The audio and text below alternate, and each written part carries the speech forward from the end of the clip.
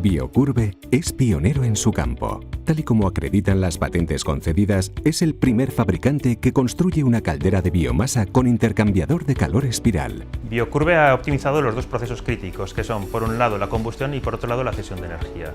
Para ello lo que ha hecho ha sido primero crear el primer quemador de afloración con autolipiza y rotación y por otro lado el primer intercambiador en espiral de biomasa. Este intercambiador es capaz de albergar hasta 60 metros de tubo en tan solo 900 milímetros de altura. Combinando estas dos novedades patentadas, Biocurbe ha podido lanzar al mercado la primera gama de calderas de condensación de biomasa hasta 150 kilovatios.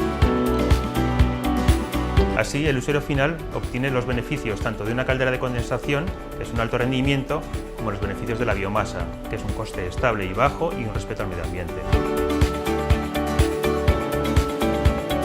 Su gama permite alcanzar rendimientos del 105% en potencias, hasta hace poco impensables para la condensación en biomasa.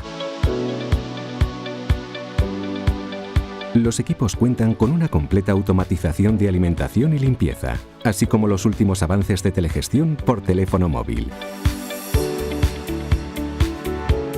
A pesar de ser una startup de apenas 5 años, Biocurbe ha recibido 14 premios internacionales. Ya estamos con una preserie de calderas de 200 kilovatios en pellet, que es una novedad única en el mercado, pero a la vez estamos ya haciendo pruebas tanto con astilla como con hueso de aceituna. Sus calderas ya ahorran energía y emisiones en 8 países, contando con la aprobación de los países más exigentes en requisitos medioambientales como Alemania o los Países Bajos.